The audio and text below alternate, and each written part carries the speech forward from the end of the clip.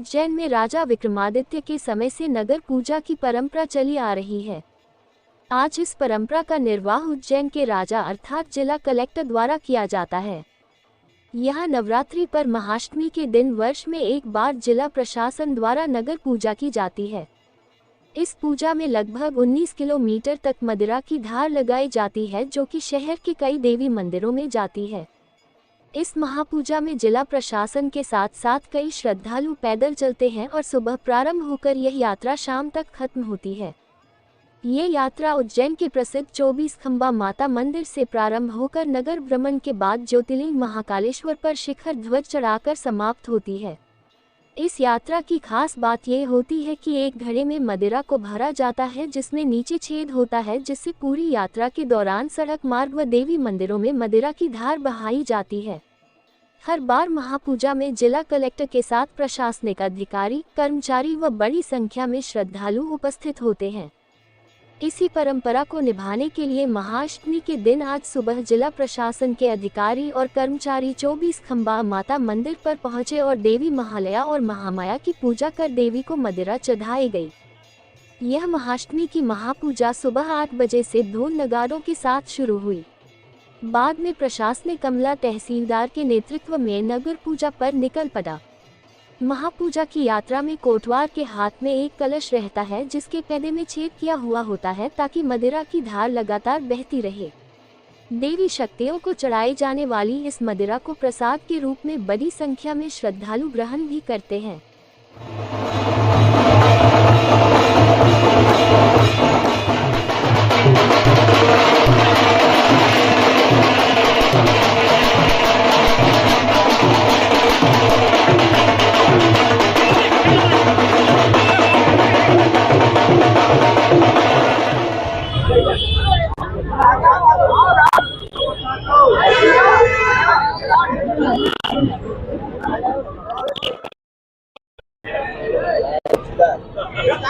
देखिए, ये इतनी ये सांस्कृतिक परंपरा हमारे देश की है और आदिकाल से चली आ रही है। ये सौभाग्य है कि कलेक्टर होने के नाते ये पूजा करने का अवसर मुझे मिला है। एक ही कामना है माता जी से कि शहर में, जिले में समृद्धि रहे, सुख शांति रहे। बाबा महाकाल और माता जी का आशीर्वाद हमेशा इस जिले के लोगों पे बरसता रहे। करवाई जाती है सर ये पूजा हर वर्ष की जाती है। जैसा कि जब मान्यता है कि जो भारत के सबसे चक्रवर्ती सम्राट थे और जिनका जो सांस्कृतिक योगदान है, धार्मिक योगदान है, अतुल्य है, राजा विक्रमादित्य के ज़माने से यह पूजा होती आ रही है। और पुराने ज़माने में जो राजा, उनका उद्देश्य ये होता था कि जन कल्याण हो। शायद उसी भावना से कलेक्टर से ये पूजा कराई जाती है कि उद्देश्य हमेशा जन कल्याण हो। किस प्रकार की पूजा होती है? देखिए, कुछ परंपराएं हमारे देश में बनी हुई हैं, तो ये मदिरा पूजा होती है क्योंकि परंपराओं का पालन करना अनिवार्य होता है, इसलिए पूजा होती है।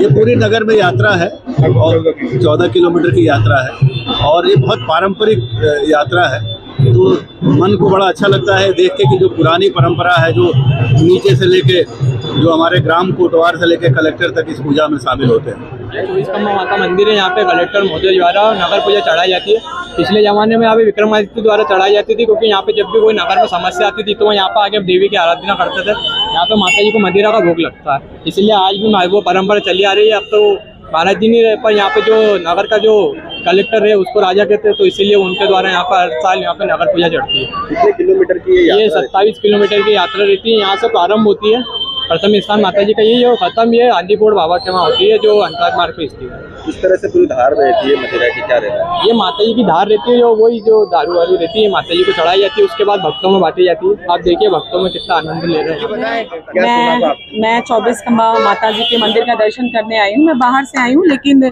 मुझे यहाँ के लोगों के द्वारा पता चला कि माता सबकी मनोकामना पूर्ण करती हैं। महामाया और महालया माता है, ये सबकी मनोकामना पूर्ण करती। तो मैं आज अष्टमी के शुभ दिवस पर माता के दर्शन करने आई हूँ कि माता मेरे परिवार की मनोकामनाएं पूर्ण करे, सबको सुख समृद्धि प्रदान करे और जैसे सब मेरी मनोकामना पूर्ण करे वैसे आप सबकी मनोकामना पूर्ण करें। शुभ नवरात्रि। यहाँ पर आपने देखा होगा, हाँ, मदिरा का भोग लगाया जाता है। ये अपने आप में एक आश्चर्यजनक बात है, लेकिन चूंकि महाकाल की नगरी में कुछ भी संभव है, तो माता इसी तरह सबका भला कर रही होंगी। धन्यवाद। आपका नाम?